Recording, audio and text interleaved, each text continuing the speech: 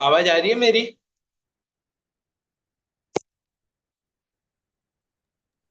जी मैं वही करूँ आ रही भैया? है।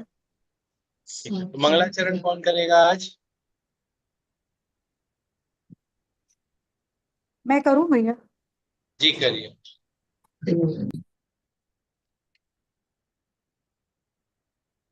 मंगलमय मंगल करण रीत राग विज्ञान, नमो ताहि जाते भय हरिहंतादि महान। करि मंगल करि हो महान, ग्रंथ करन को कार, जाते मिले समाज सब, पावे निज पद राज। मिथ्या भाव अभाव ते, जो प्रगटे निज भाव, सो जयवंत रहो सदा, यही मोक्ष उपाय। सो निज भाव सदा सुखद, अपनो करो प्रकाश। जो भव विधि भव दुख निके, करी है सत्ता नाश। इस भव के सब दुख निके, कारण मिथ्या भाव। तिनकी सत्ता नाश करी, प्रगटे मोक्ष उपाय। भव विधि मिथ्या गहन करी, मलिन भयो निज भाव। ताको होत अभाव है, सहज रूप दर्शाय। मिथ्या देवादिक भजे, मोह मिथ्या भाव। तज तिन को साचे भजो, यह हित हेत उपाय। इस भव तरु का मूल एक, जानहूँ मिथ्या भाव। ताको करि निर्मूल अब, करिए मोक्ष उपाय।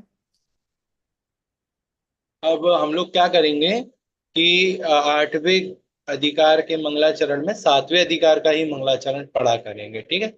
तो इसे इसमें एक आठवें अधिकार का मंगलाचरण और ऐड कर देना। भैया सातवें उस अधिकार सातवें का, का ही सॉरी। पढ़ा ना मैंने। इस भव तरु के मूल एक, जानहूँ मिथ्या भाव, पढ़ा ना वो वो सातवां। मैसेज में ऐड करने का बोल रहा हूँ, वो जो एक बनाया ना सारा, उसमें अच्छा ऐड वो करने मुझे के नहीं लिए। पता है, हाँ वो आपने मुझे पढ़ा नहीं उस पता है। मैं उसके लिए बोल रहा हूँ, ठीक है? और आप पढ़े इसीलिए मैं बोला कि आगे से और वो पढ़ा करें, ठीक है? चलिए। हमारा कल हुआ था प्रतिमान योग के व्याख्यान का विधान। आज है कर्णान योग के व्याख्यान का विधान, ठीक है? आइए पढ़ते हैं। अब कर्णान योग में किस प्रकार व्याख्यान करते हैं, सो कहते हैं, ठीक है? जैसे केवल ज्ञान द्वारा जाना, वैसा कर्णान योग में व्याख्यान है। हमारे अन्ना जी थे, यशपाल अन्ना जी, वो हमेशा एक बात कहते थे कि कर्णान योग में तर्क नहीं चलता। क्यों नहीं चलता?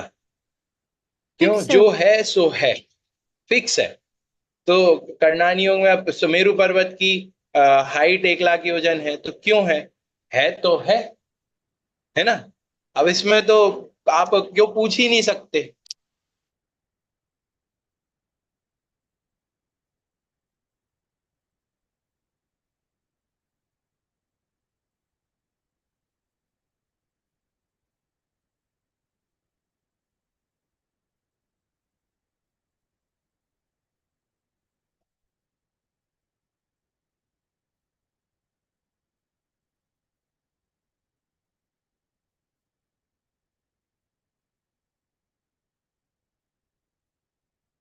भैया आपकी आवाज नहीं आ रही है।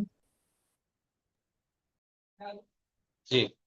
अब जैसे 1 लाख योजन हाइट जो सुमेरु पर्वत की बोलते हैं, वैसे उसमें से एक 99,000 हाइट ऊपर और 1,000 योजन जमीन के नीचे, है ना? और उसके बाद 40 योजन की चूली का। तो अब जो है सो है, उसमें क्यों थोड़ी ना पूछा जाता है, ठीक है? अब देखो, कर्म 8 ही क्यों होते हैं? स्वभाव में तर्क नहीं चलता, तो वो वस्तु का स्वभाव है।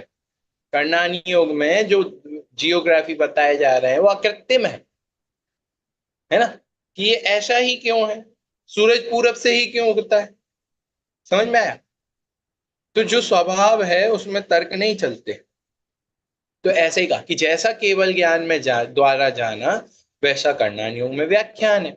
तथा केवल ज्ञान द्वारा तो बहुत जाना, परंतु जीव के कार्यकारी जीव कर्मादिक का व त्रिलोकादिक का ही निरूपण इसमें होता है।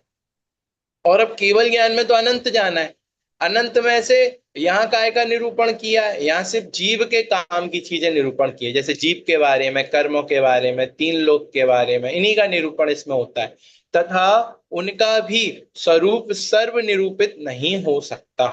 क्या कहा कि उनका भी जो स्वरूप बताया है, तीन लोक का भी, कर्मों का भी, उसको भी पूरा एज इट इज नहीं कह सकते, जैसा है बस वैसा ही का, मतलब उसमें भी बहुत डिटेल में नहीं कह सकते, क्योंकि हम समझ नहीं सकते। कह तो वो सकते हैं, है ना, लेकिन हम समझ नहीं सकते, है ना, निरूपित नहीं हो सकता। इसलिए जिस प्रकार वचन गोचर होकर छद्मस्त के ज्ञान में उनका कुछ भाव भाषित हो, उस प्रकार संकुचित करके निरूपण करते, जितना हमारी बुद्धि में घुसे। अब जैसे नर्सरी के बच्चों को आप क्या इंग्लिश हाई फाई लेवल की पढ़ाते हैं, शेक्सपियर और सोनेट और क्या क्या ये सब चीजें पढ़ाते हैं, नहीं, उसको ए बी सी डी, वो जितना ज्ञानी है, वो जितना उसका क्षण उस हिसाब से उतनी चीजें उसे पढ़ाएंगे, उसके अलावा तो कुछ नहीं पढ़ाएंगे ना। उस प्रकार संकुचित करके निरूपण करते हैं। वहां उदाहरण, यहाँ उदाहरण, अब उसका उदाहरण दे रहा है, यहाँ उदाहरण जीव के भावों की अपेक्षा गुणस्थान कहे हैं। ठीक है, वे भाव अनंत स्वरूप सहित वचन गोचर नहीं है, वहां बहुत भावों की एक जाति करके 14 गुणस्थान कहे। कहते हैं जीव के भाव असंख्यात लोक प्रमाण है, लोक प्रमाण भी असंख्यात नहीं, असंख्यात लोक प्रमाण है। दो बातें हैं, एक लोक प्रमाण असंख्यात की 3 लोक है, उसके बराबर असंख्यात, और एक होता है असंख्यात लोक प्रमाण, मतलब ऐसे असंख्यात लोग खड़े खड़े कर दो और उतने भाव और कर दो, एक लोक में जितने असंख्यात होते हैं ऐसे असंख्यात लोक करके उसमें भी असंख्यात भर दो, ऐसे इतने जीव के भाव होते हैं। अब उन भावों की एक एक जीव के भाव देखने जाओ तो फिर समझ ही ना है। हमें तो लगता है कि जीव एक बार चौथे गुण स्थान में गिरेगा, 2 बार, अरे असंख्यात बार गिरता है। पहले गुण स्थान में चौथे में जाता है, चौथी बार कितनी बार गिरता है, कितनी बार चढ़ता है। भैया जी असंख्यात लोक प्रमाण नहीं समझ में आया। क्या असंख्यात असंख्यात, लोक प्रमाण नहीं देखो समझ में आया। ये लोक प्रमाण असंख्यात तो समझ में आया ना। जी मतलब 3 लोग असंख्यात प्रदेशी है, नहीं, ये मतलब।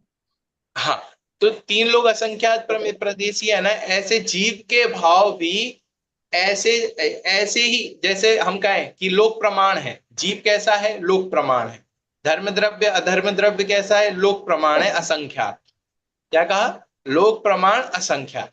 ऐसे इन्होंने यहां इससे हटकेगा कि असंख्यात लोक प्रमाण, कि यहां तो एक लोक में असंख्यात की बात कर रहे हैं, अब कह रहे हैं कि ऐसे असंख्यात लोक कर दो और उसमें असंख्यात में असंख्यात लोक के बराबर, समझ में, एक लोक में जितना असंख्यात है ना, ऐसे असंख्यात लोक करके उसमें भी असंख्यात असंख्यात असंख्यात इंटू कर दो। इस जाति के जीव के परिणाम है कि असंख्यात लोक प्रमाण जीव के परिणाम है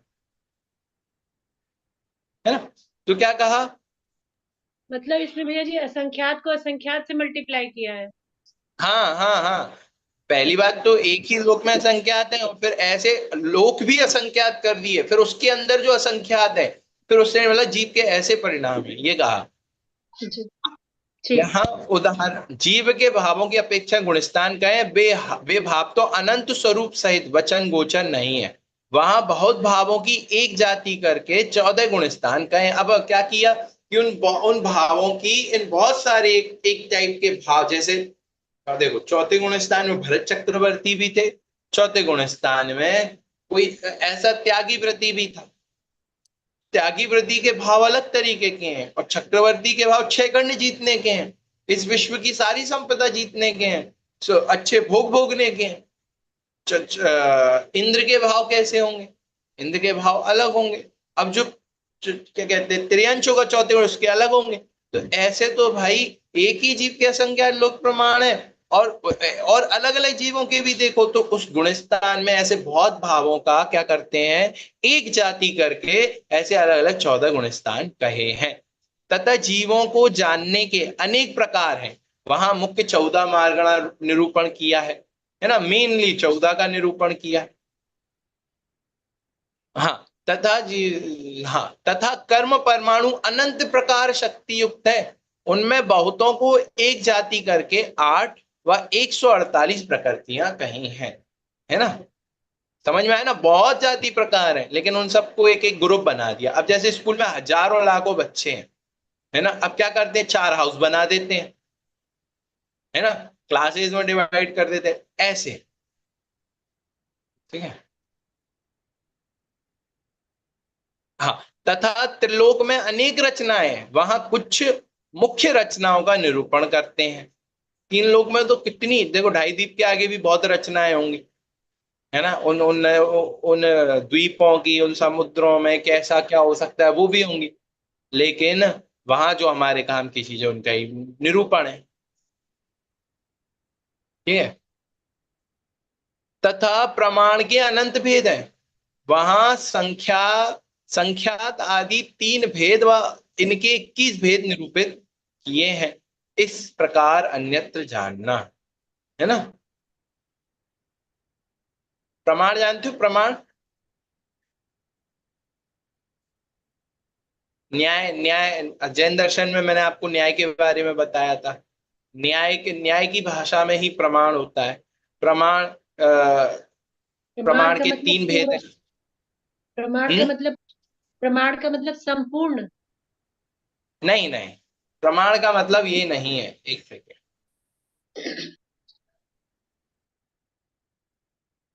प्रमाण का मतलब तो रेफरेंस होगा ना, कि मतलब किसी को रिफर कर, मतलब रेफरेंस किसी का लिए। नहीं प्रभु, प्रमाण ये वो वाला नहीं है, न्याय वाला प्रमाण है। वो न्याय में जो हम प्रमाणादर्थ संसिद्धि, वो सब, देखिए, सम्यक ज्ञानम प्रमाणम, वहां सम्यक ज्ञान को प्रमाण कहा है, ज्ञान को प्रमाण कहते हैं, ज्ञाता को प्रमाता कहते हैं, ज्ञेय को प्रमेय कहते हैं, ज्ञप्ति को प्रमीति कहते हैं। मैंने आपको बताया था ना, न्याय की एक भाषा होती है सब न्यायों की, तो वहां प्रमाण शब्द का मतलब ज्ञान, किस वस्तु से ज्ञान हो रहा है। ये प्रमाण, रेफरेंस वाला प्रमाण अलग है, ये न्याय वाले प्रमाण की बात कर रहे हैं, है ना।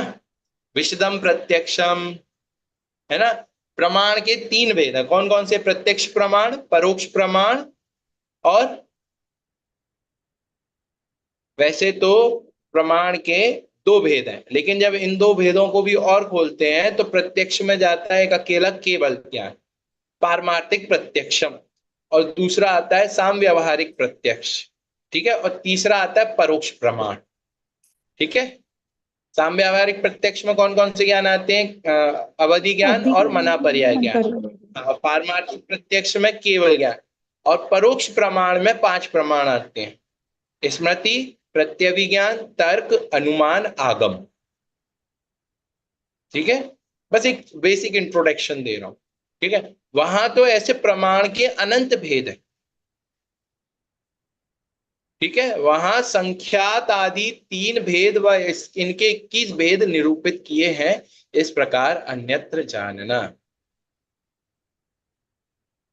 ठीक है। आगे चलते हैं। तथा कर्णानी योग में यद्यपि वस्तु के क्षेत्र काल भावादिक अखंडित है, क्या, वस्तु का कोई भी क्षेत्र हो, काल हो, भाव हो, ये सब क्या है, अखंडित है, तथापि छद्मस्तों को हीनादिक ज्ञान होने के अर्थ, प्रदेश, समय, अभिभाग, प्रतिच्छेद की कल्पना करके उनका प्रमाण निरूपित करते हैं, ठीक है। एक प्रमाण, और यहाँ पे एक प्रमाण से, यहाँ पे जो प्रमाण है उसकी हाइट, हेल्थ, लेंथ, इस अपेक्षा मिल गया, ये जो इस वाले पैराग्राफ में जो प्रमाण है, ठीक है। तथा कर्णानियोग में यद्यपि वस्तु के क्षेत्र काल भावादिक अखंडित है, तथापि छदमस्त को हीनादिक ज्ञान होने से होने के अर्थ, प्रदेश, समय, अविभाग, प्रतिच्छेदादिक की कल्पना करके उनका प्रमाण निरूपित करते हैं, तथा एक वस्तु में भिन्न भिन्न गुणों का वह पर्यायों का भेद करके निरूपण करते हैं। एक ही वस्तु में अलग अलग गुणों का, जैसे जीव ज्ञान वाला, दर्शन वाला, सुख वाला, वीर्य वाला, वह पर्यायों का भी भेद करके निरूपण करते हैं। तथा जीव, पुद्गल आदि यद्यपि भिन्न भिन्न है, तथापि संबंध आदिक द्वारा अनेक द्रव्य से उत्पन्न गति, जाति आदि भेदों को एक जीव के निरूपित करते हैं। समझ में आया। जीव और पुद्गल बिल्कुल भिन्न भिन्न है, फिर भी संबंध द्वारा अनेक द्रव्य से उत्पन्न गति, जाति आदि भेदों को एक जीव के निरूपित करते हैं इत्यादि व्याख्यान व्यवहार न्याय की प्रधानता सहित जानना। क्योंकि व्यवहार के बिना विशेष नहीं जान सकता तथा कहीं निश्चय वर्णन भी पाया जाता है। जैसे जीवादिक द्रव्यों का प्रमाण निरूपण किया, वहां भिन्न भिन्न इतने ही द्रव्य हैं तथा यथा संभव जान लेना। जैसे जीवादिक द्रव्यों का प्रमाण, जीव कितने हैं? अनंत, उद्गल अनंतानंत, धर्म अधर्म आकाश एक एक एक, और काल आकाश द्रव्य के प्रदेश की अपेक्षा असंख्या है ना, ऐसा ठीक है। तो प्रमाण है वहां भिन्न भिन्न इतने ही द्रव्य हैं, यथा संभव जान लेना। तथा कर्णानी योग में जो कथन है वे कितने ही तो छदमस्त के प्रत्येक, छदमस्त मतलब अज्ञानी, पहले गुण स्थान से लेकर 11वें और 10वें, 11वें में तो कितना ही है, 11वें 12वें गुण स्थान तक जीव छदमस्त है। 12वें तक, जब तक केवल ज्ञान नहीं होता तब तक 12वें गुण स्थान वाले जीव को भी छदमस्त कहा जाता है। ठीक है, जिस प्रकार छदमस्त के प्रत्यक्ष अनुमान आदि गोचर होते हैं तथा जो ना हो उन्हें आज्ञा प्रमाण द्वारा मानना। क्या कहा? कर्णानियों में जो भी कथन है अज्ञानियों के लिए एक तो प्रत्यक्ष होते हैं, दूसरा अनुमान आदि से गोचर होते हैं। अनुमान ज्ञान भी एक प्रमाण है परोक्ष का, उससे भी गोचर होते हैं, उससे भी उसको जाना जाता है ना। तथा जो ना हो उन्हें आज्ञा प्रमाण द्वारा क्या करना? वैसा का वैसा मान लेना। समझ में आया क्या? कि आज्ञा से जो कहा है, सर्वज्ञ ने ऐसा ही कहा है तो ऐसा ही है ना। वहां कृत्रिम जिन मंदिर होते हैं तो होते हैं, ठीक है। स्वाति जी बाद में कर लेते, वो अभी यहाँ फोकस कीजिए, वो सब होता रहेगा, ठीक है। उनके तो प्रत्यक्ष अनुमानादिक हो सकते हैं, परंतु प्रति समय सूक्ष्म परिणमन की अपेक्षा ज्ञानादिक के व स्निग्ध रुक्ष आदिक के अंश निरूपित किए हैं, वे आज्ञा से ही प्रमाण होते हैं। इस प्रकार अन्यत्र जानना। ये सूक्ष्म रुक्ष आदि पता है आपको क्या है? मैं बताता हूं, देखो। जैसे जीव और पुद्गल के स्थूल बहुत काल स्थायी मनुष्य आदि पर्याय व घटादि पर्याय निरूपित की। ये एक लाइन छूट गई थी। जैसे मनुष्य की और पुद्गल की स्थूल बहुत काल स्थायी, मतलब देखो अब बच्चा है, अब युवा हो गया, अब बूढ़ा हो गया, तो ऐसी जो स्थूल पर्याय है, काल स्थायी पर्याय है, मनुष्य आदि पर्याय है कि देखो मनुष्य है क्योंकि पूरे टाइम है, तिर्यंश है, देव है, ऐसी जो पर्याय। वैसे घटादि की जो पर्याय है, देखो अभी घड़े रूप में है पुद्गल, निरूपित की। उनके तो प्रत्यक्ष और अनुमानादिक हो सकते हैं, परंतु प्रति समय जो मोटा स्थूल दिख रहा है उसको तो जान सकता है, लेकिन जो प्रति समय सूक्ष्म परिणमन की अपेक्षा, तो हर समय जो परिणमन हो रहा है, प्रत्येक समय जो पर्याय बदल रही है, ज्ञानादिक के व स्निग्ध रुक्षादिक के अंश निरूपित किए, वे आज्ञा से जानना। हर समय पर्याय बदल रही है, अब हमें तो दिख नहीं रही, हमें स्किन ऐसी की ऐसी दिख रही है, हर समय की पर्याय नहीं दिख रही। और स्निग्ध रुक्ष मतलब पुद्गल के जो अणु होते हैं वे दो प्रकार के होते हैं, एक होते हैं स्निग्ध और एक होते हैं रुक्ष। स्निग्ध मतलब बिल्कुल चिकने, और रुक्ष मतलब उबड़ खाबड़, है ना, जो चिकने नहीं है उसे कहते हैं रुक्ष। तो इनका बॉन्ड होने का संबंध है, स्निग्ध से रुक्ष ही जुड़ता है, और ऐसे करके दो स्निग्ध एक रुक्ष दो स्निग्ध, दो रुक्ष एक स्निग्ध, ऐसे कुछ इनके नियम होते हैं। आप इसको उसमें पढ़ सकते हैं तत्वा सूत्र की टीकाओं में, ठीक है। तो उसमें बताया, तो यही कह रहा है कि अब स्निग्ध रुक्ष आदि के अंश निरूपित किए हैं, वे आज्ञा से ही प्रमाण होते हैं। कैसे प्रमाण होते हैं? आज्ञा से ही प्रमाण। क्योंकि अब हमें तो पुद्गल का सबसे छोटा अंश तो दिख नहीं पा रहा ना, हम देख सकते हैं, कितना ही माइक्रोस्कोप बना ले कुछ नहीं देख सकते। इसी प्रकार अन्यत्र जानना। तथा कर्णानी योग में छदमस्तों की प्रवृत्ति के अनुसार वर्णन किया गया है, मतलब अज्ञानियों की जैसी प्रवृत्ति उस हिसाब से उसमें वर्णन है। केवल ज्ञानगम्य पदार्थों का निरूपण है ना। क्या कि छदमस्तों की प्रवृत्ति के अनुसार वर्णन नहीं है, केवल ज्ञानगम्य पदार्थों का निरूपण है, कि अज्ञानी के अनुसार वर्णन नहीं है उसमें। जैसा अज्ञानी जान रहे हैं, हम जैसा जान रहे वैसा, जैसा केवल ज्ञान में आया है वैसा पदार्थों का निरूपण है। जिस प्रकार कितने ही जीव तो द्रव्य आदि का विचार करते हैं, वह व्रत आदि पालते हैं, परंतु उनके अंतरंग सम्यक्त्व चारित्र शक्ति नहीं है, इसलिए उनको मिथ्या दृष्टि अव्रति कहते हैं। ये गुण स्थानों की अपेक्षा से अब बात कर रहे हैं कि भाई द्रव्य आदि का भी विचार करते हैं, है ना, और व्रतादि भी पालते हैं, परंतु अंदर में सम्यक दर्शन नहीं है, सम्यक भी नहीं है, चारित्र की शक्ति भी नहीं है, तो इसलिए उनको मिथ्या दृष्टि या फिर अव्रति कहते हैं। ठीक है। तथा कितने ही जीव द्रव्यादिक के व व्रतादिक के विचार रहित हैं, अन्य कार्यों में प्रवर्तते हैं, वह निद्रादि द्वारा निर्विचार हो रहे हैं, परंतु उनके सम्यक्त्व आदि शक्ति का सद्भाव है, इसलिए उनको सम्यक्त्वी व व्रति कहते हैं। अब कई लोग द्रव्यादिक का जीव द्रव्यादिक के व व्रतादिक के विचार भी नहीं कर रहे।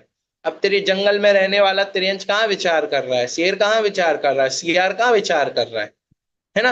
अन्य कार्यों में प्रवृत्त है, भोजन कर रहे हैं, घूम रहे हैं जंगल में, अपने मस्त मौला जी रहे हैं, अन्य कार्यों पे निद्रा आदि सो भी रहे हैं, निर्विचार हो रहे हैं, सोते हुए कोई होश ही नहीं है, परंतु सम्यक्त्व आदि की शक्ति का सद्भाव है, फिर भी उन्हें सम्यक्त्वी वह व्रति कहते हैं, है ना। वो हमारी तरह तो, ये तो मनुष्य गति में ही है पढ़ने का सिस्टम की स्वाध्याय कर लो, ये कर लो, वो कर लो। त्रियंचों में कहाँ स्वाध्याय हो रही है विचारों के पास, है वे तब भी सम्यक दृष्टि है। सम्यक तो हम लोगों ने हुआ बना रखा है कि जब तक जितना स्वाध्याय नहीं करोगे तो सम्यक दर्शन नहीं होगा। अरे सब हो जाता है, वस्तु स्वरूप समझ में आना चाहिए। मेन मेन क्या है कि वस्तु स्वरूप समझ में आए, मैं आत्मा हूं, इस चीज का स्वीकार हो जाए, ये इंपॉर्टेंट है। सम्यक दर्शन में ऐसे तो भाई अगर ज्ञान करने से ही सम्यक दर्शन हो रहा होता तो सबसे पहले तो आपका कारण विपर्यास। क्यों? क्योंकि ज्ञान गुण अलग है, चारित्र गुण अलग है। आप ज्ञान गुण में ज्ञान गुण अलग है, श्रद्धा गुण अलग है। श्रद्धा में ज्ञान का ज्ञान क्यों जोड़ रहे हो, और ज्ञान में श्रद्धा क्यों जोड़ रहे हो? और ज्ञान से ही अगर हो रहा होता तो जो जिन मुनिराजों को कोट वो है ना, द्वादशांग का ज्ञान होने के बाद भी वापिस पैने जातम ज्ञान बिना सुख लेस ना पायो, है ना, कि आत्मा के ज्ञान बिना जरा भी लेस नहीं पाया। और चारित्र से भी जोड़ो तो कोटि जन्म तप तपे ज्ञान बिन कर्म झरे, ज्ञानी के छिन माही त्रिगुप्ति ते सहज टरे थे। मुनि व्रत धार अनंत बार ग्रह उपजायो, पैने जातम ज्ञान बिना सुख लेस न पायो। चारित्र गुण की परिणमन अलग, ज्ञान गुण का परिणमन अलग, और श्रद्धा गुण का परिणमन अलग।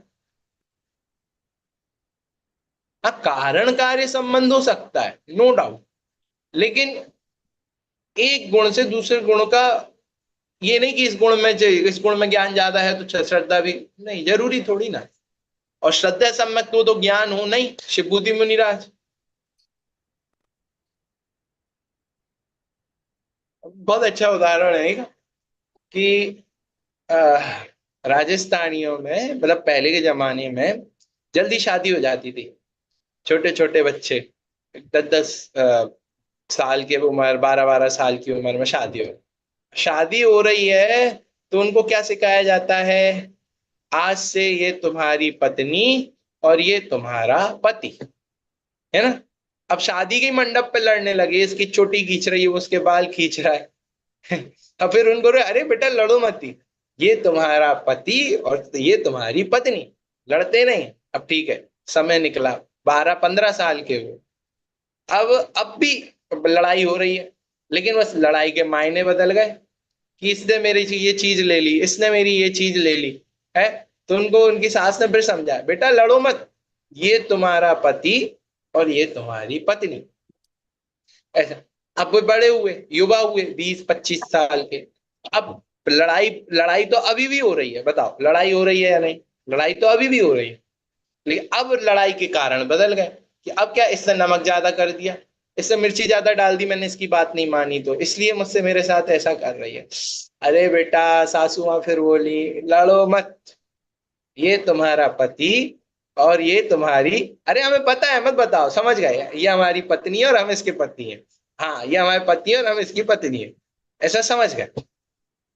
अब क्या हुआ कि 40-50 साल के हो गए, लड़ाई अब भी हो रही है, लेकिन अब लड़ाई के मायने बदल गए कि बेटा अब क्यों लड़ रहे हो, कि यार ये बच्चों का ध्यान सही से नहीं रखती, दो बच्चे बिगड़ गए, ये अरे लड़ो मत बेटा, ये अरे हमें पता है कि ये हमारी पत्नी और हम इनके पति, लेकिन जो लड़ाई बचपन में होती है और अब में अंतर है कि नहीं। अब उतना नहीं लड़ते जैसे पहले लड़ रहे थे, अब हो गए वही 80-90 साल के। अब लड़ाई अब भी हो रही है। अब वो कह रहे हैं कि काय तुम मान नहीं रही, तो उसकी वाइफ कह रही नहीं मान रहे, वो का हस्बैंड कहता ठीक है मत मानो। लड़ाई अब भी हो रही है, लेकिन लड़ाई किस लेवल पे आ गई कि नहीं मान रहे, नहीं मान रहे, हाँ मत मानो, खत्म। यही होता है चारित्र में और श्रद्धा गुण में अंतर। स्वीकार कब हो गया था, वही 10-11 साल की उम्र में कि ये मेरा पति और मैं इसकी पत्नी, ये मेरी पत्नी और ये मेरा पति। लेकिन चारित्र का दोष है कि वो लड़ रहे थे, लेकिन वो चारित्र कब जाके पूर्ण हुआ, 90 साल की उम्र में। समझ में वो उदाहरण। ऐसे ही चारित्र का दोष घटते घटते घटता है, एक साथ नहीं घट जाता, धीरे धीरे घटता है ना। लेकिन श्रद्धा सिद्धों जैसी होती है, श्रद्धा में कोई भेद नहीं है, श्रद्धा हमेशा सिद्धों जैसी होगी। चारित्र में भेद रहेगा, चारित्र धीरे धीरे होगा। पहले अनंतानुबंधी तो साथ में ही चली गई मिथ्यात्व के, फिर अप्रत्याख्यानावरण जाएगी, फिर प्रत्याख्यानावरण जाएगी, फिर संजुलन में भी अलग अलग होता है, तीव्रता तीव्र ऐसे, तो वो भी जाएगा, ऐसा ही है। ठीक है, आइए देखते हैं। हाँ, कि परंतु अंतरंग सम्यक चारित्र शक्ति नहीं है, इसलिए उनको मिथ्या दृष्टि आवृत्ति कहते हैं। तथा कितने ही जीत द्रव्याधिक्य व वृत्ताधिक्य विचार रहित हैं, अन्य कार्यों में प्रवर्तते हैं, वह निद्रादिक द्वारा निर्विचार हो रहे हैं, परंतु उनके सम्यक्त्व आदि शक्ति का सद्भाव है, इसलिए उनको सम्यक्त्वी व वृत्ति कहते हैं। ठीक है, तथा कितना है ये वाला टॉपिक, तो ओके हो जाएगा आज की क्लास में। चलो, तथा किसी जीव के कषायों की प्रवृत्ति तो बहुत है और उसके अंतरंग कषाय शक्ति थोड़ी है, उसे मंद कषाय कहते हैं। क्या कषायों की प्रवृत्ति बहुत है, अंतरंग कषाय शक्ति थोड़ी है। जैसे उदाहरण के लिए सम्यक दृष्टि है, अनंतानुबंधी लेवल पे कषाय नहीं हो रही, लेकिन गुस्सा बहुत आता है, नहीं समझे, अनंतानुबंधी नहीं है, अप्रत्याख्यान है, लेकिन अप्रत्याख्यानावरण में भी गुस्सा बहुत आता है। जैसे निधि जी सम्यक दृष्टि हो, आप सभी सम्यक दृष्टि हो मान लो, है ना, तब भी ये आप अपने आप को नहीं देखो, आपकी सबकी मम्मियां सम्यक दृष्टि थी जब आप छोटे थे, ठीक है, और आप गलती करते थे तो मम्मी क्या बोलती थी, टांग तोड़ दूंगी अगर अगली बार आ गया तो, चोटी से घुमा घुमा के फेंक दूंगी, घर में मत आ जाना, मेरे पास मत आ जाना। हम क्या देख रहे हैं, वो इतनी क्रोधी, इतना गुस्सा करती है, मम्मी तुम स्वाध्याय करती हो, मम्मी ग्रंथ पढ़ती हो, इतनी कषा है, ज्यादा जवान लड़ाई तो मुंह में तब। समझ रहे कि भाई कषाय शक्ति तो प्रवृत्ति तो दिख रही है, परंतु कषायों की अंतरंग में कषाय शक्ति थोड़ी है, तो भी उसे क्या कहेंगे, मंद कषाई। अब एक और उदाहरण, हमारे मंदिरों पे कोई अटैक करे, हमारे मंदिर कोई तोड़ने आए, बताओ हम विरोधी हिंसा करेंगे या नहीं, करेंगे। ऐसे क्रोध में आ जाएंगे कि हमारे प्राण ले लो, मंदिर से हाथ ना लग जाए, डंडा लेके जो हाथ में आएगा खड़े हो जाएंगे। स्मारक में हुई थी ऐसी घटना, तो ऐसी बहुत पुरानी घटना है कि जब हम भी नहीं थे, हम तो पैदा ही नहीं हुए थे तब की घटना है, उससे किसी वो वहां से क्या कहते हैं, राजस्थान यूनिवर्सिटी में कोई कुछ युवा लड़के और ऐसे माहौल ऐसा हो गया था गंदा सा, बोलते हैं हम इनके मंदिर तोड़ देंगे, हम इनकी प्रतिमा तोड़ देंगे। तो ये बात स्मारक के बच्चों को पता चली, वो ऐसा कह रहे हैं, तो स्मारक के बच्चे जो हाथ में मिला, जो मिला इधर उधर से कबाड़ में से निकाल के आके गेट पे खड़े हो गए, और फिर दादा है कि भैया कहाँ, वो हमारे मंदिर तोड़ने की बात कर रहे हैं, हमारी प्रजा, हम हाथ लगा के दिखाए हमारे सामने, ऐसे गुस्से में बच्चे खड़े। दादा कह रहा है सब अंदर जाओ, सब कमरे में पहुंचो। दादा का नजरिया अलग। दादा कह रहे हैं नहीं, ऐसे कैसे, हमारे देवशास्त्र गुरु की तरफ उंगली कैसे उठा रहे हैं, उनकी हिम्मत कैसी, उन्होंने बोला तो बोला कैसे। दादा कह रहे हैं अंदर चले जाओ सब, बिल्कुल दिख नहीं जाना इधर कोई भी, कमरे में, अपने कमरे में बंद हो जाओ, कुंडी लगा लो अंदर से। दादा कैसी बात कर रहे हो? अरे भैया प्रतिमा टूटेगी तो हम नई ला के स्थापित करेंगे, वो हमारी जिम्मेदारी है। अगर तुम्हें कुछ हो गया तो भविष्य में होने वाले जिन शासन की प्रभावना को कौन करेगा? तुम एक एक जिन प्रतिमा से ज्यादा की मूल्यवान हो, वे पाषाण की प्रतिमा है, तुम चैतन्य भगवान हो। दादा का नजरिया ये, मतलब ये कि हम लोग विरोधी हिंसा करेंगे कि नहीं, हमारे बाहर में प्रवृत्ति बहुत दिखेगी कषायों की, लेकिन अंदर कषाय शक्ति उस समय बंद रहेगी। हमारी जगह सम्यक दृष्टि को रखो, अनंतानुबंधी तो है ही नहीं। और पांचवें गुण स्थानवर्ती श्रावक भी खड़ा हो जाएगा, जिसकी संकल्पी और तो हिंसा का त्याग होगा, वो भी खड़ा हो जाएगा विरोधी हिंसा में। तो वही कषाय भैया शक्ति जो थोड़ी ये है, उसे अंदर व्यंतरवासी देव रहते हैं, क्या व्यंतरवासी देव रहते हैं, तो उनकी तो बहुत कषाय रहती होगी, रहती होगी। वे तो क्योंकि वो कुतूहल लोगों को बाज, झगड़ा भी करवा देते हैं और मतलब।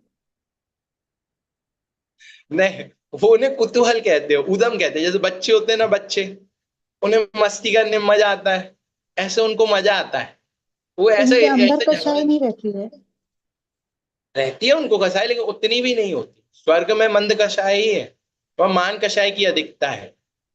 नहीं, नरक में जैसे व्यंतरवासी तो नरक में रहते हैं ना। नहीं, वो व्यंतर नहीं रहते, वो असुर कुमार जाति के देव होते हैं। नहीं भैया, भवनवासी देव और व्यंतर देव वही रहते हैं। वही रहते हैं ना, खर पंख और अपुहुल अपुहुल भाग में रहते हैं ना ये। हाँ खर और हाँ। पंख भाग में भवनवासी और व्यंतर देव रहते हैं, अब्बउल भाग से नारकी देव प्रारंभ होते हैं ना।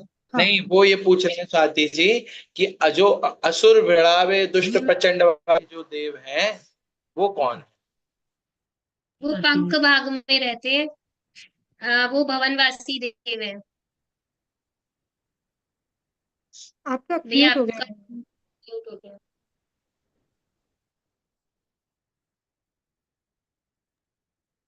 हाँ, क्या कह रहे हैं स्वाति जी, कौन थे, कौन से देव होते हैं वो? असुर कुमार जाति के जो देव हैं वो पंख भाग में रहते हैं, बाकी जो 9 भवनवासी देव हैं वो खर भाग में रहते हैं। जो असुर कुमार जाति के भवनवासी देव है ना, भवनवासी देव है ना, असुर कुमार जाति के देव, इनकी भी असुर कुमार जाति के देवों में भी एक और नाम होता है, मैं भूल रहा हूँ। चर्चे तो यहाँ में मजाक में खूब कहते हैं कि देखो ये उस जाति के देवों की तरह काम कर रहे हैं, भिड़ा रहे हैं। अम्बरीश, तो अम्बरीश जाति के अमरीश, देव। अमरीश जाति के देव, थैंक यू, अमरीश जाति के देव। तो ये भवनवासी देवों के ही देव, उसी जाति के देव, व्यंतर नहीं है ये, व्यंतर व्यंतर नहीं। तो वो होते हैं ना, यक्ष राक्षस भूत पिशाच, इनके 10 हाँ वेद होते हैं।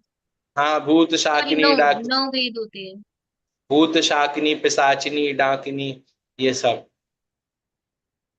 तो तो इनकी कषाय मंद ही रहती है इनकी भी। हाँ, इनका स्वभाव ही ऐसा होता है।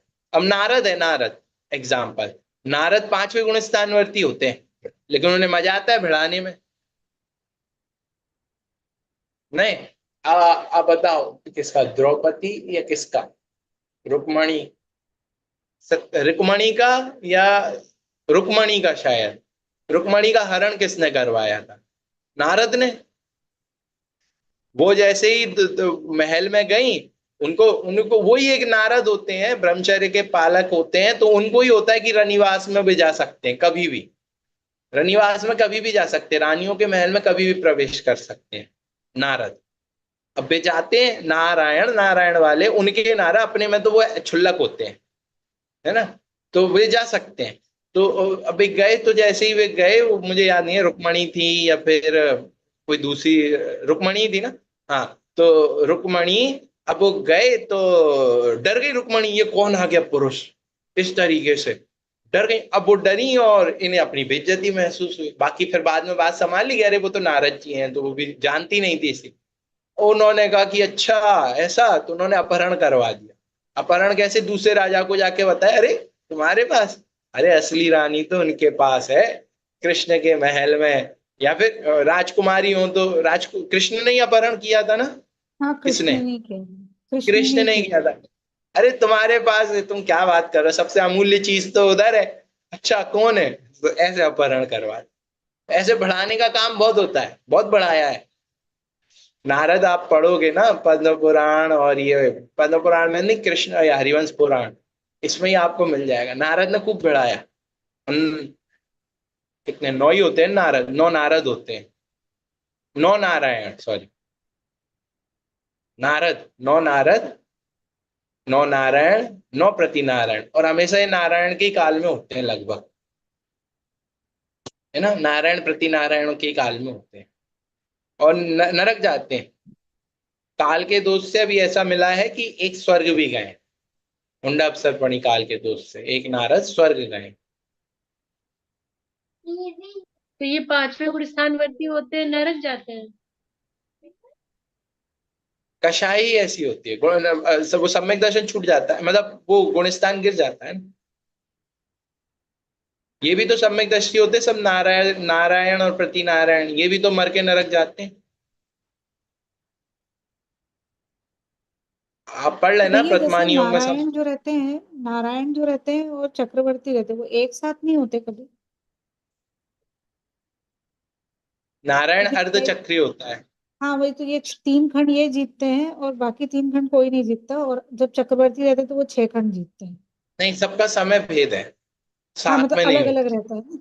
अलग अलग ही रहते हैं। एक चक्रवर्ती कभी दूसरे चक्रवर्ती को नहीं देख सकता, देखता भी नहीं मतलब है। चक्रवर्ती भी नारायण को नहीं देखते। नहीं देखते कि 3 खंड का अधिपति, वो 6 खंड का अधिपति है ना, और ये 9 होते हैं, वो चक्रवर्ती 12 होते हैं, इसलिए नहीं देख सकते, क्योंकि एक काल में नहीं होते, इसलिए नहीं देख सकता। चलो आगे। तथा कितने ही जीव के कषायों की प्रवृत्ति तो बहुत है, और उसके अंतरंग शक्ति की, अंतरंग कषाय शक्ति थोड़ी है, तो उसे मंद कषाय कहते हैं। तथा किसी जीव के कषायों की प्रवृत्ति तो थोड़ी है, और उनके अंतरंग कषाय शक्ति बहुत है, तो उसे तीव्र कषाय कहते हैं। क्या? प्रवृत्ति तो बहुत कम है बाहर में, और अंतरंग में कषाय शक्ति बहुत है। जैसे आ, कोई दमदार हो, उसने मार दिया, है ना, जैसे स्कूल में प्रिंसिपल आके बच्चे की कुटाई कर देता है ना, बच्चे की कुटाई की, तो बच्चा उस समय तो शांत रहेगा, बिल्कुल मुंह बंद, गया, मन में इतनी गंदी गंदी गाली देता है, बोलता है कि मिल तू बाहर मिल, तेरी गाड़ी का टायर की हवा ने निकाल दी, तो मेरा नाम ये नहीं, मेरा नाम वो नहीं, है ना। तो मन में तो बहुत, जैसे बॉस के सामने एम्प्लॉय कैसे सिर झुका, मन में कुड़कुड़ाता रहता है ना, सास के सामने बहू, मन बाहर में तो शांत बनी है, लेकिन अंतरंग में कषाय ज्यादा है। बाहर में कषाय की प्रवृत्ति तो थोड़ी है, लेकिन उनके अंतरंग कषाय शक्ति ज्यादा, उसे तीव्र कषाय कहते हैं। जैसे उदाहरण, व्यंतर आदिक देव कषायों से नगर नाशादिक कार्य करते हैं, तथापि उनके थोड़ी कषाय शक्ति से पीतलेस्या कही है कि भाई ऊदम करने में और गुस्से में और कषायों पूरे नगर का नाश कर देते हैं, फिर भी उन्हें पीतलेस्या कही है। कृष्ण नील कापोत, पीत पद्म शुक्ल, पीत पीतलेस्या कही। अब आगे, और एक इंद्रिय आदि जीव कषाय कार्य करते दिखाई नहीं देते। एक इंद्रिय में पेड़ आदि बिल्कुल कषाय नहीं दिख रहा है, आप मारो ठोको हिल भी नहीं रहे, आपको दिखेगा ही नहीं वो कषाय कर रहे हैं, तथापि उनके बहुत कषाय शक्ति से कृष्ण आदि लेस्या कही है, जो है उनको कृष्ण लेस्या के देव कषाय रूप थोड़े प्रवर्तते हैं, कि भाई स्वर्ग है, कषाय रूप में अमृत झर रहा है और ये सब, उनके बहुत कषाय शक्ति से संयम कहा है ना, लेकिन असंयम है उन्हें तब भी, बहुत कषाय शक्ति कही है, जबकि हिल भी नहीं रहे अपनी जगह से। वो चर्चा करते रहते ना सर्वा सिद्धि के देव, हिल भी नहीं रहे, आत्मा के स्वरूप की ही बात कर रहे हैं, नई नई नई नई नई नई बातें कर रहे हैं, तो भी बाहर में कोई कषाय की प्रवृत्ति नहीं दिख रही, तो भी उनको तीव्र कषाय कहिए। और तीव्र तो नहीं, बहुत कषाय शक्ति से उसे असंयम कहा है, कि वो उनको असंयम है, संयम भी नहीं ले पा रहे। ठीक है, उनके मंद कषाय शक्ति से, सॉरी हाँ, कषाय शक्ति से तथा पंचम गुणस्थानी व्यापार अब्रह्मादि कषायकारी रूप बहुत प्रवर्तते हैं। पांचवा गुणस्थान वर्तीय व्यापार कर रहा है, फैक्ट्री चला रहा है, उनकी पत्नी है, सब है, बच्चे भी हैं, ऐसे अब्रह्मादि कार्य कषाय कार्य रूप बहुत प्रवर्तित है, तो भी मंद कषाय से देश संयम कहा है। इस प्रकार अन्यत्र जानना। ठीक है, तथा किसी जीव के मन वचन काय की चेष्टा थोड़ी दिखाई दे, तथापि कर्माकर्षण शक्ति की अपेक्षा बहुत योग कहा है।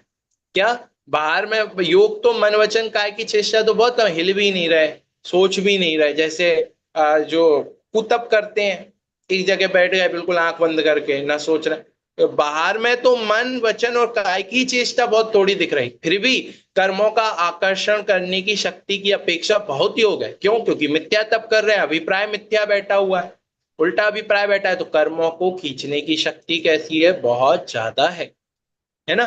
किसी के, सभी लोग यार एक बार वीडियो ऑन कर लीजिए प्लीज। क्या रहता है कि शक्ल दिखती है तो समझ आता है कि आपको क्या समझ आ रहा है क्या नहीं, और दूसरा आप लोगों का उपयोग लगा रहता है, नहीं तो वीडियो ऑफ रहती है ना, तो जरा में उपयोग भटक गया, ऊपर से मैसेज आ गया, गया पूरा पूरा प्रवचन गया, पूरी क्लास गई। हम भी कोरोना टाइम में पढ़े हैं ऑनलाइन में, एक कुछ समय, हमें पता है कि कितना डिस्ट्रक्शन होता है। तो आप लोग कोशिश करें कि जब भी बैठे तो अपनी वीडियो ऑन करके बैठे। ठीक है, ओके, चलिए हाँ अब आगे बढ़ते हैं कि तथा कहीं हाँ सॉरी, मन वचन काय की चेष्टा थोड़ी दिखाई दे, फिर भी कर्माशरण की शक्ति सब शक्ति की अपेक्षा बहुत योग कहा जाता है। किसी की चेष्टा बहुत दिखाई दे, तथापि शक्ति की हीनता से अल्प योग कहा जाता है। चक्रवर्ती, बहुत कितनी कितनी चेष्टा दिख रही है, फिर भी शक्ति की अपेक्षा से उसको क्या कहा है? अल्प योग कहा है। जैसे एग्जाम्पल, केवली गमनादि क्रिया रहित हुए, वहां भी उनके योग बहुत है, कि केवल अर्यंत भगवान, केवली परमात्मा, केवल ज्ञानी अगर गमन आदि क्रिया नहीं कर रहे, तो भी सबसे ज्यादा योग अर्यंतों का ही है। सबसे ज्यादा हिंसा सोचो परम अहिंसक को होती है। जैसे ही 12वें गुण स्थान से 13वें गुण स्थान में जीव आता है, सबसे ज्यादा अहिंसा होती है, सबसे ज्यादा हिंसा होती है। जो ये शरीर है, इसके अंदर के सारे जीव समाप्त हो जाते हैं, इस शरीर के आश्रय से जितने जीव थे, परम औदारिक शरीर हो जाता है। तो ऐसे तो भैया जी जब जैसे कि मृत्यु होती है तब भी तो शरीर को जलाया जाए या कुछ कहा जाए तो बहुत सारे जीव सब मर जाते हैं। वो तो तब की बात है कि वो एक कोई संसारी जीव संसार में ही मर के गया तो उसके शरीर की बात कर रहा है। ये तो भाई साहब परम औदारिक अरिहंत परमेश्वरी का शरीर है। अब जिनको कर्मों का कहीं से कहीं तक बंध ही नहीं है, उनकी बात है कि देखो कहा ना कि केवली गमन आदि क्रिया रहित हुए, है ना, वहां भी उनके योग बहुत होता है, बहुत कहा है। द्विइंद्रिय जीव गमन आदि करते हैं, तथापि उनके योग अल्प कहा है। इस प्रकार अन्यत्र जानना। दो इंद्रिय, लठ इल्ली, चावलों में जो इल्ली पड़ जाती है, वो दो इंद्रिय जीव है ना, वे गमन भी करते हैं तो भी उनको योग कहा है। तथा कहीं जिसकी व्यक्तता कुछ भाषित नहीं होती, तथापि सूक्ष्म शक्ति के सद्भाव से उसका वहां अस्तित्व कहा है। ठीक है, क्या? सूक्ष्म शक्ति के सद्भाव से। जैसे उदाहरण दे रहे हैं, मुनि के अब्रह्म कार्य कुछ नहीं है, तथापि नवमें गुणस्थान पर्यंत मैथुन संज्ञा है। आपको पता है मैथुन संज्ञा कौन से गुण स्थान में जाती है? 9वें गुण स्थान में जाती है। 4 संज्ञाएं होती है ना, आहार संज्ञा, भय संज्ञा, मैथुन संज्ञा और परिग्रह संज्ञा। तो मैथुन संज्ञा 9वें गुण स्थान में जाती है, जबकि अखंड परिपूर्ण ब्रह्मचर्य महाव्रत का पालन कौन से गुण स्थान में होता है? 6वें गुण स्थान। तब भी मैथुन संज्ञा है। है ना। तो क्या कह रहे हैं, जिसकी व्यक्तता कुछ भाषित नहीं है, बाहर में व्यक्तता नहीं दिख रही उनकी, तो भी सूक्ष्म शक्ति के सद्भाव से उसका वहां अस्तित्व कहा है कि भाई है, अभी भी है। मुनिराज 7वें गुण स्थान में है तो भी है, जब तक 9वें गुण स्थान में नहीं है, 9वें गुण स्थान तक रहेगी, 10वें 9वें के बाद जाएगी। अहिमिंद्रों के दुख का कारण व्यक्त नहीं है, तथापि कदाचित असाता का उदय कहा है। अहम इंद्रों के दुख का कारण कहीं कहाँ क्या दुख होगा बताओ, जो भी दुख है फिर मानसिक दुख है, तो उसी को असाता का उदय कहा। इस प्रकार अन्यत्र जानना। तथा कर्णानी योग सम्यक दर्शन ज्ञान चारित्रादिक धर्म का निरूपण कर्म प्रकृतियों के उपशम आदि की अपेक्षा सहित सूक्ष्म शक्ति जैसे पाई जाती है वैसे गुणस्थान आदि में निरूपण करता है। वह सम्यक दर्शन आदि के विषयभूत जीवादिकों का भी निरूपण सूक्ष्म भेद आदि सहित करता है। कर्णानियोग क्या क्या करता है, समझ में आया? आवाज आ रही है आप सबको मेरी? हाँ भैया। ओके जी भैया आ रही है। जी जी, आप सबकी वीडियो पॉज हो गई क्योंकि, ठीक है। जैसे कर्णानियोग है, कर्णानियोग सम्यक दर्शन ज्ञान चारित्र आदि धर्म का निरूपण भी करता है, लेकिन काय की अपेक्षा करता है कर्म प्रकृति हुए कि भाई मिथ्यात्मक मोहिनीय कर्म गया, दर्शन मोह गया, तो क्या हुआ, सम्यक दर्शन हुआ, है ना। उपशम हुआ तो औपसमिक सम्यक, है ना। क्षय हुआ तो क्षायिक सम्यक, है ना। और क्षयोपशम हुआ तो क्षयोपशमिक सम्यक, है ना। उपशम आदि की अपेक्षा सहित करता है। सूक्ष्म शक्ति जैसे पाई जाती है वैसे गुणस्थान आदि में निरूपण करता है। जैसी सूक्ष्म शक्ति पाई जा रही है वैसा ही गुणस्थान आदि में निरूपण कर रहा है। वह सम्यक दर्शन आदि में, सम्यक दर्शन आदि के विषयभूत जीवादिकों का भी निरूपण सूक्ष्म भेद आदि सहित करता है ना। ये लाइन समझ में आई कि नहीं?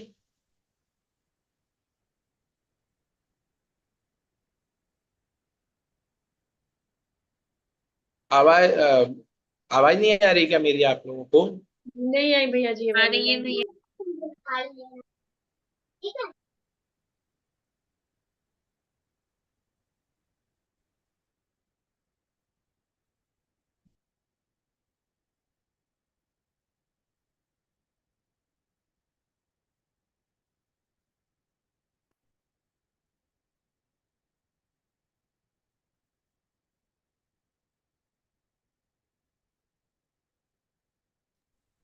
हाँ देखो, अब आ रही होगी आपको, आवाज आ रही है? हाँ भैया। आ रही है ओके भैया आवाज। ठीक है। तो क्या कहा, सम्यक दर्शन आदि की अपेक्षा जीव आदिकों का भी निरूपण सूक्ष्म भेद आदि सहित करता है। जीव का भी निरूपण करेगा तो बहुत सूक्ष्म भेद कर करके करेगा, ठीक है। यहां कोई करना नहीं होगा अनुसार आप उद्यम करें तो हो नहीं सकता।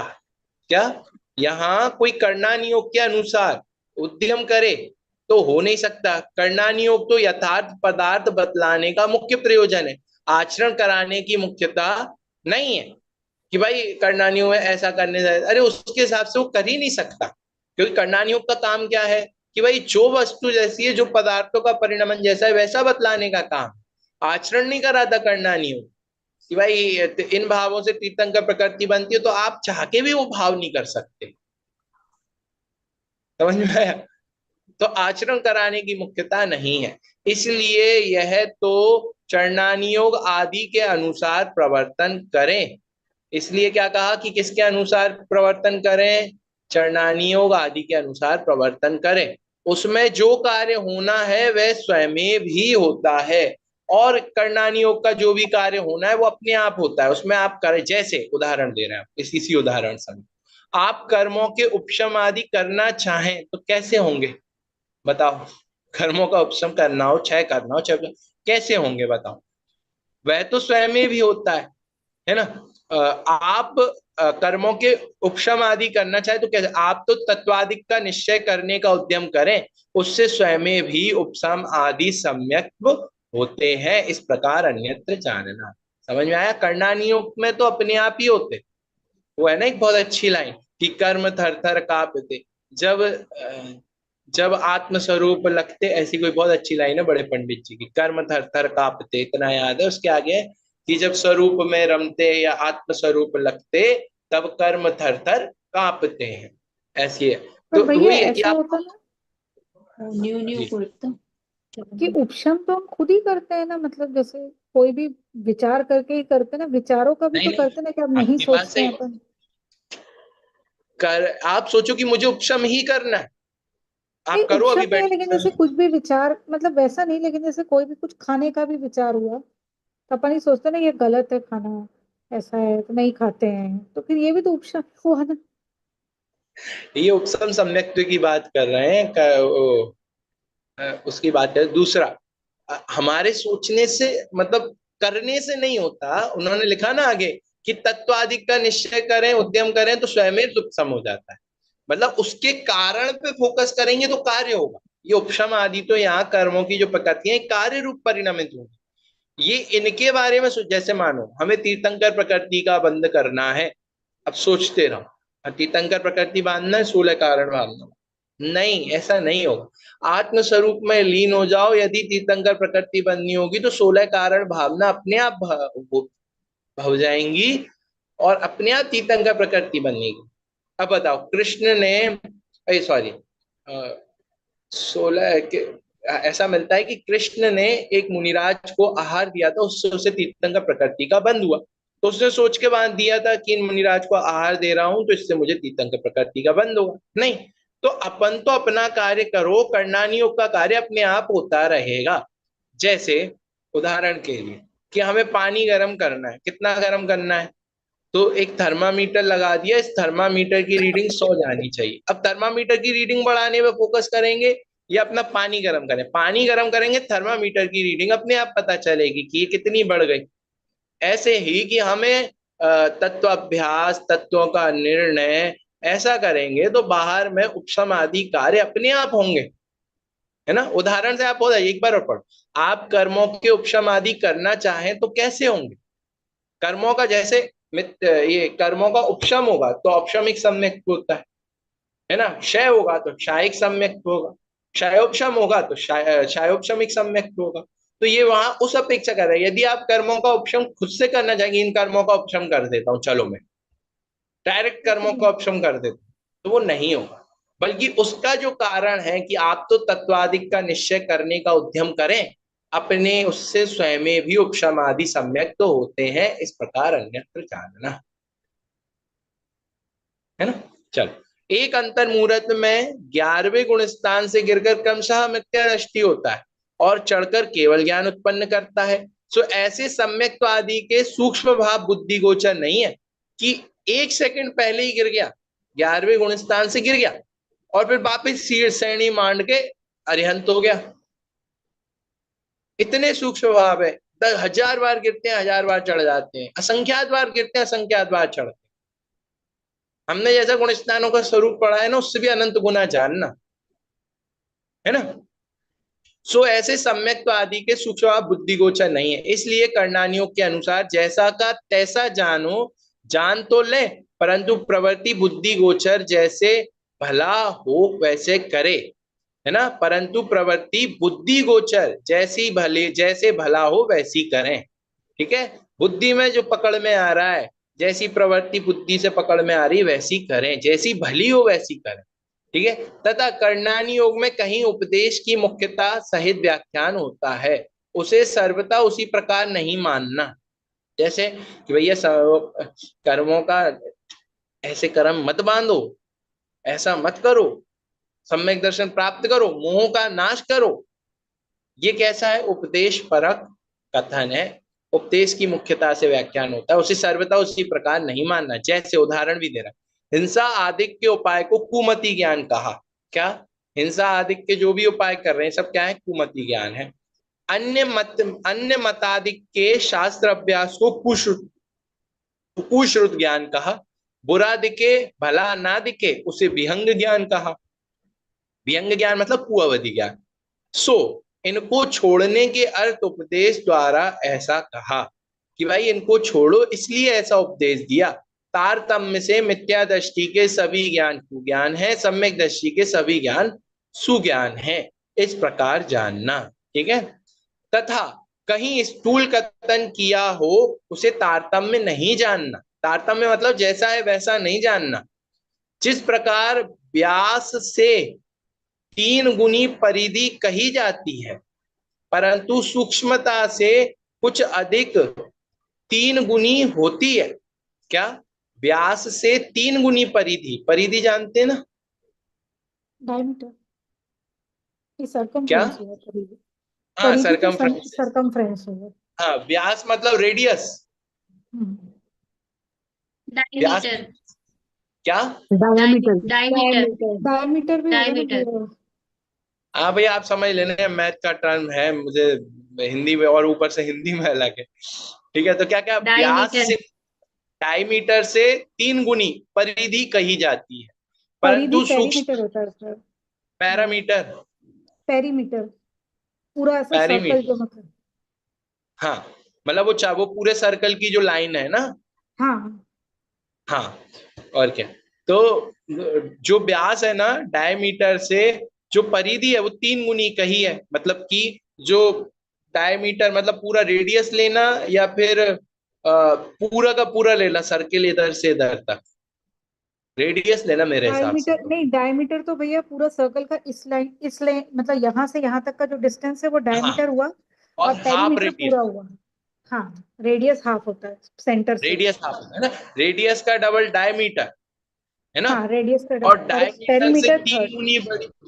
हाँ, तो डायमीटर से 3 गुनी बड़ी वो जो पूरा सर्कल की लाइन खींची है वो, ऐसा कहा, हाँ यही कह रहा है ना। हाँ। हाँ, जिस प्रकार व्यास से 3 गुनी परिधि कही जाती है, परंतु सूक्ष्मता से कुछ अधिक 3 गुनी होती है ना, कुछ अधिक 3 गुनी से भी कुछ अधिक होती है, कि इसलिए इस प्रकार अन्यत्र जानना, तथा कहीं मुख्यता की अपेक्षा व्याख्यान हो उसे सर्व प्रकार नहीं जानना, है ना। जहां किसी चीज को मुख्य करके व्याख्यान कर रहा हूं, उसे उसे वैसा का वैसा पूरा नहीं मान लेना। जैसे मिथ्या दृष्टि और सासाधन गुणस्थान वालों को पाप जीव कहा है, असंयत आदि गुणस्थान वालों को पुण्य जीव कहा है, सुप मुख्य पने से ऐसा कहा है ना। तारतम्य से दोनों पाप पुण्य यथा संभव पाए जाते हैं, इस प्रकार अन्यत्र जानना। समझ में आया कि मिथ्या दृष्टि और सासाधन पहले से तीसरे गुणस्थान वाले जीवों क्या कहा, ये पाप जीव है, पापी जीव है ना। और असंयता मतलब चौथे गुणस्थान वालों क्या कहा, ये पुण्य जीव है। तो ऐसो मुख्य पने से ऐसा कहा कि मतलब वहां किसी किसी चीज के गुणस्थान की मुख्यता से और सम्यक दर्शन आदि की मुख्यता से मिथ्यात्व आदि की हीनादिक की अपेक्षा ऐसा कहा। तारतम्य से दोनों में पाप पुण्य यथा संभव पाए जाते हैं, जबकि दोनों गुणस्थानों में पुण्य भी पाया जाता है, पाप भी पाया जाता है। ऐसे ही और भी नाना प्रकार पाए जाते हैं, उन्हें यथा संभव जानना। इस प्रकार करणानियों में व्याख्यान का विधान बतलाया। किसी को कोई डाउट हो तो पूछ सकता है।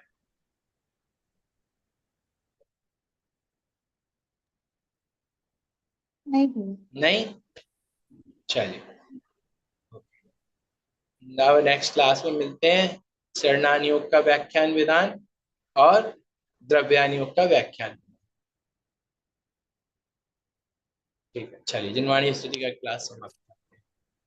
निज निधि निज में बताई है अनंत उपकार, उसके लिए जिनवाणी वंदना शुक्रवार है, वंदना शुक्रवार है।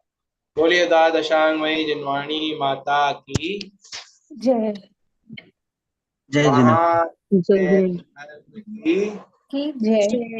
जय सभी जिनेंद्र सभी को। सभी जय जय जय।